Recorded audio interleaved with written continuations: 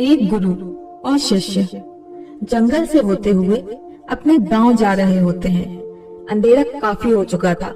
शिष्य ने अपने गुरु से कहा कि गुरुजी, काफी रात हो चुकी है, अगर आप कहें तो आज की रात यहीं आसपास के किसी गांव में गुजार लेते हैं। गुरुजी ने अपना सर हिलाते हुए हाँ कहा और वो दोनों आसपास के गांव में एक छोटे से घर के पास जाकर रुक जाते हैं।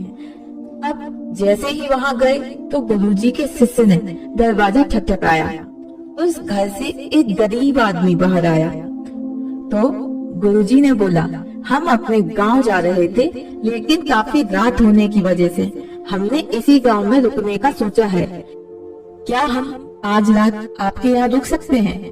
गरीब आदमी बोला, हाँ क्यों नहीं, अब दोनों अंदर आ जाइए। अब जैसे ही गुरुजी अंदर गए, उन्होंने देखा कि उस आदमी के घर में बहुत ज्यादा गरीबी थी।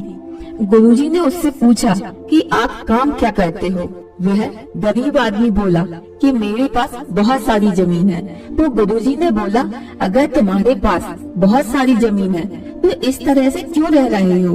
वो आदमी बोला, मेरे पास जमीन तो बहुत सारी है, पर वो किसी काम की नहीं है। गांव वाले बोलते हैं कि ये बंजर जमीन है, यहाँ पर कुछ भी नहीं उगाया जा सकता है, वहाँ पर फसल उगाना बहुत ही बड़ी बेवकूफी होगी।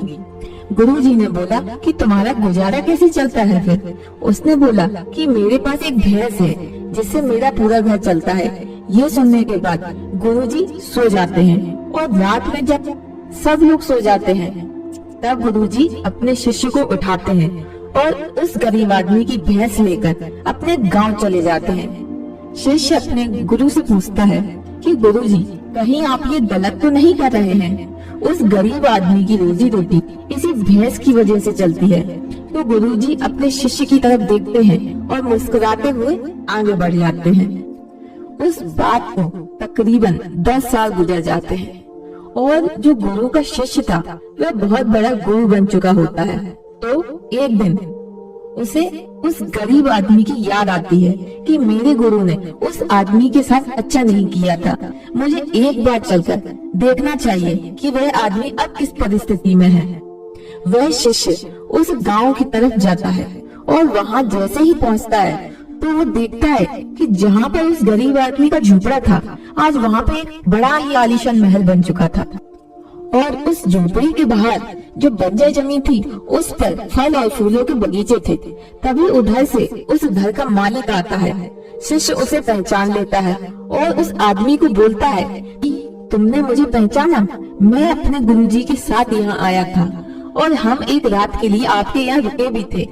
वह आदमी उसे पहचान लेता है और बोलता है कि उस रात आप कहाँ चले गए थे? और उस रात के बाद ही मेरी भैंस भी कहीं चली गई थी, मेरे पास कोई रास्ता ही नहीं था, तो मैंने अपने जमीन पर मेहनत करने की सोची और जब मैंने उस जमीन पर मेहनत की तो कुछ ही दिनों बाद उस जमीन में से फसल निकल आई और आज मैं इस गांव का सबसे बड़ा और सबसे अमीर आदमी बन चुका हूँ। ये सुनने के बाद शिष्य की आंखों में अपने गुरुजी के लिए आंसू आ गए और उसे ये बात अब समझ आई और वो रोने लगा। इस कहानी से हमें यह जानने को मिलता है कि हमारे अंदर भी बहुत सी खूबियां छुपी हुई हैं, बहुत सा टैलेंट छुपा हुआ, बहुत सी चीजें छुपी हुई हैं, पर कोई ना कोई रीजन उसे रोके रखता है हमारे अंदर। वो रीजन कुछ भी हो सकता है, कुछ भी, बस आपको उस एक रीजन को बाहर निकालना, उससे बाहर निकलना है। तो आज ही उस रीजन को अपने अंदर ढूंढिए और उसे बाहर निकलिए, फिर आपको आगे बढ़ने से कोई नहीं रोक सकता है।